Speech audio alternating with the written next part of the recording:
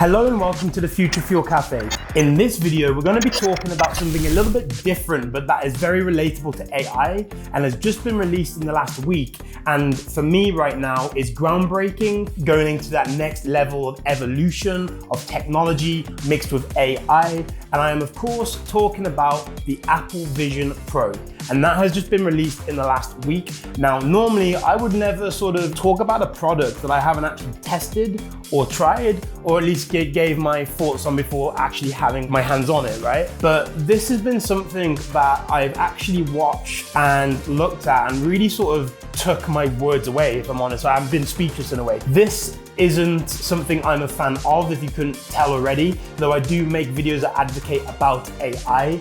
I am about using them as a tool to aid us, but not completely replace us, if that makes sense. And using AI tools to create leverage for ourselves in business, in work, and stuff like that. But VR goggles, stuff like that, I have not been a fan of it. I've never really liked it. It reminds me of movies such as Surrogate, or however you pronounce that, with Bruce Willis. You have one which is Ready Player One, made I think in 2018 or 19 by Steven Spielberg. And it also reminds me of a Ryan Reynolds movie called Free Guy. Now, all of those are futuristic, very sort of dystopian in a way. Okay, Ryan Reynolds a bit of comedic relief, but it still has its sort of underlying tone of what it's actually saying. First off, what actually are the Apple Vision goggles, the VR goggles effectively? Well, they are an everyday object that Apple wants you to use and normalize into your everyday life. So, you can take calls on there, you can text on there, surf the internet, watch Netflix, Apple sort of movies, and all of that sort of stuff, listen to music, that sort of stuff, podcasts,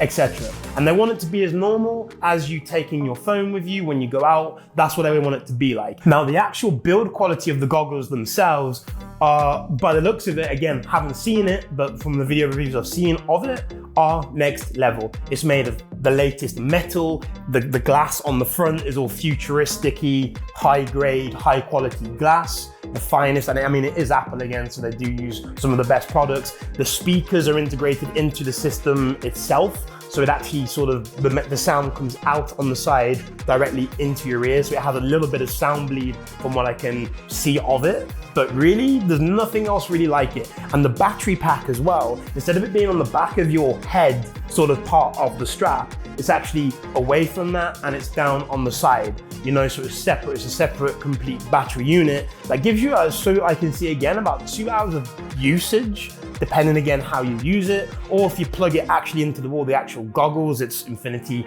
power, really unlimited power because it's plugged into the wall. And when I say they use the best quality products, items to actually put this together, on the inside of the goggles, they have all sensors and laser eye motion tracking stuff where it is that sophisticated. You have to look with your eyes and it automatically recognizes where you're looking, and you're able to then do this motion of typing, all this hand gesture stuff, and it is really, really insane. And it's actually powered by an M1 chip and an R1 chip. That's what is able to run all of this, because it's some of the latest, most powerful chipsets that Apple has released to date. And the software that's running inside of the actual VR goggles is called Vision OS. And this has been created in-house by Apple specifically for this. And then in conjunction with the R1 chip and the M1 chip, and being able to use your hand gestures, because bear in mind, there are no physical actual controls with this. There's no buttons or anything that you really press. It's just hand gestures.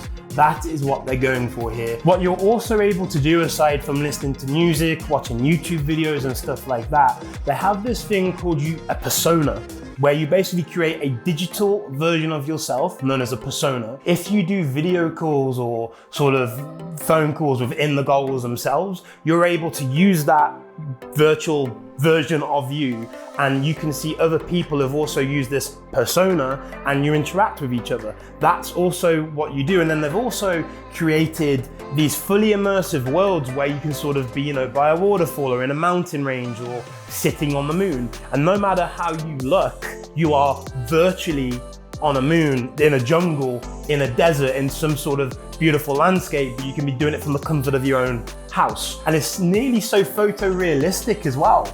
You can't tell, you sort of tell the difference, but it is next level and nothing else compares to that. And then put that as well where you're able to, you know, have different windows open so you can have YouTube, music. You can then also connect the goggles to your Mac, right? So if I'm editing a video, for example, hypothetically, I can connect my Mac to the goggles and I can then sit back using my fingers to edit a whole video through the goggles because it's connected through some magic next level, whatever connection to my Mac.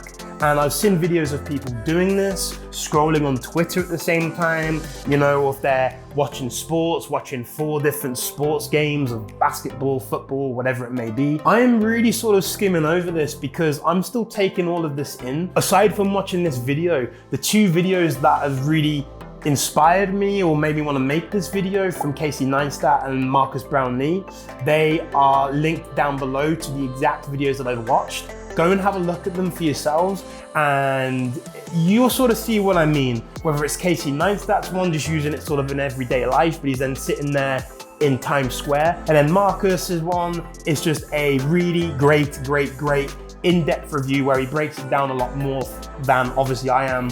And you'll just have an understanding of it. But I just really think it's something that you should know about and see, because we're now living in a world where the newest currency is attention, right? Everyone's grabbing for your attention. So let me tell you why, in my opinion, I think people will love this and why they'll go out and buy this. But first off, I think we have to go back into the past a little bit. And really, I'm gonna be honest and give you my opinion about why I think people will also buy this, but from a different sort of angle.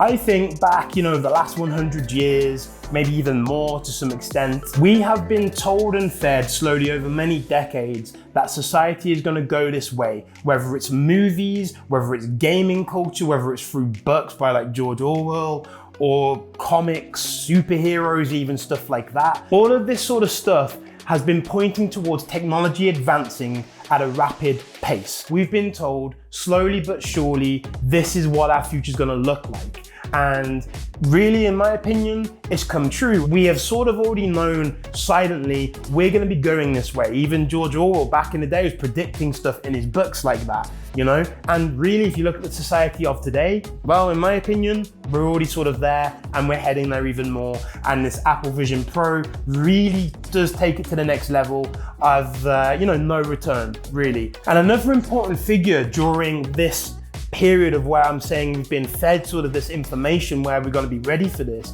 is a man called Alan Turing. Now, he is the guy who broke the Enigma code during the Second World War of what the Germans were using to send secret code. And the technology he actually built is part that the computing technology that was actually really important post Second World War, as that built the foundation of computers as we know it today, but also AI technology as we know it today. And that also was a massive revolutionary because that mixed with the movies, the culture, in my opinion, all of this combined, we have been fed that we are ready for this. Let me tell you why I think people will now buy it in the present day. First off, it's from Apple. Apple is a premium product. They are known for making the best of the best. Even if you don't like Apple, you don't agree with them or whatever it may be, they are seen worldwide as the thing to have. They are a premium product and their products are expensive. They're built well to some extent. Also, it's convenient.